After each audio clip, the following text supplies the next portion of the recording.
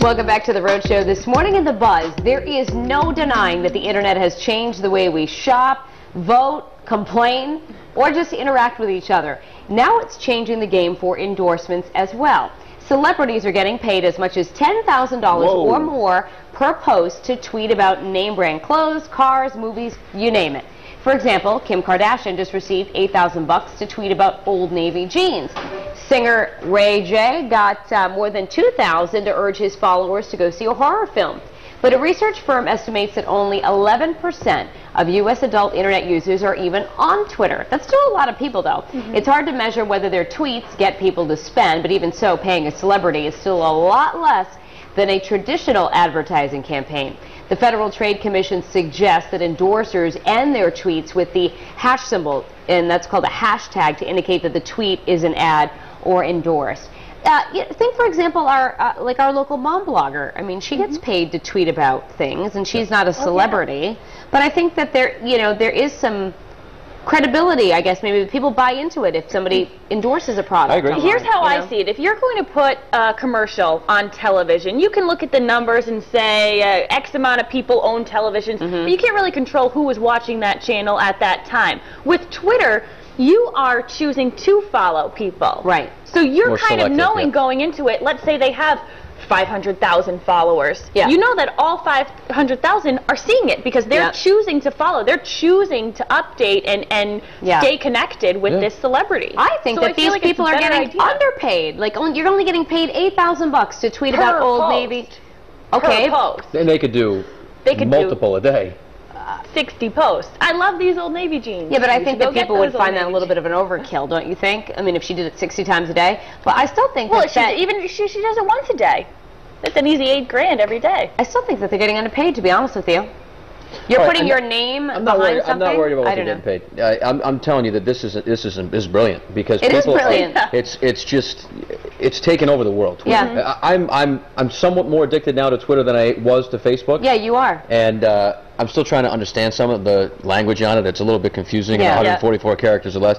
I'm getting more hip as the days go along here. I'm trying to understand it. But it is amazing that Facebook is different, as though like people, you get more of a response. Like I could be a Twitter follower of, I'm thinking like Ricky Fowler, a professional golfer, or John Daly. I can just boom, boom, boom. How did you play this week? And he'll get back to me. Yeah, it's cool. Like, and so you become more connected with them, don't you think? More than Facebook. It's a little more personal. See, I'm on Twitter. I have like an account. I have not tweeted ever. I keep getting people saying, I'm following you on Twitter. I'm like, good. I hate to disappoint you, but I haven't tweeted.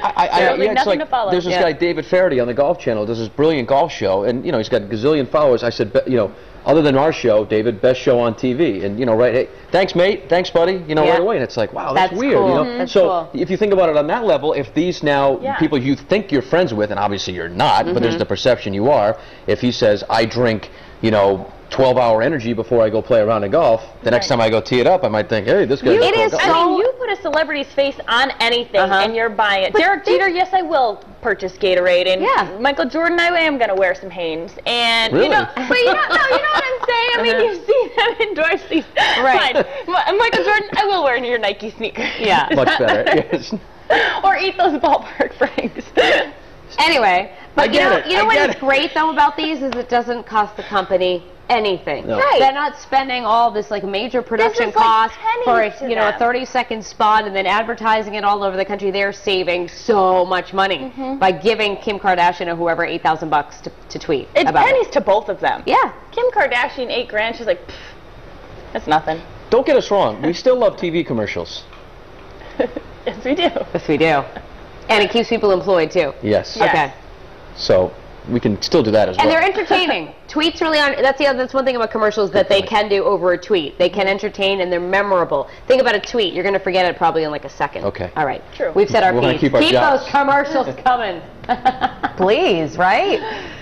We have a lot of folks talking about this, and mostly adults on the live blog at this point, and they're not swayed by these celebrities, but they can understand how they're impressionable for, the younger generation. And Smokey Wolf says, I will not buy things because of stars' influence. I will buy it if it's needed. And Anthony said, most celebs get paid for their endorsements, so they have no influence on me. And Ted said, of course they do. Seems like celebrities have a stranglehold on our society. So here's the poll today. Do you think celebrities have an influence when endorsing products? A, yes, it can make people want to buy it. B, no, it doesn't lead people to spend. Or C, it depends on the celeb doing endorsing. And here's a look at our Facebook page this morning. Kevin Oliver said, you know, maybe at one time, but I think the economy has more influence these days. People just can't afford to be wasteful anymore. And Desiree says, yes, and mostly on the younger generation. Kids these days are more impressionable, and that is the truth. But we will see what you all say in our poll at the end of the show. We're going back in the kitchen now with Patrick, and I'm so excited about this dish. What are you guys working on now?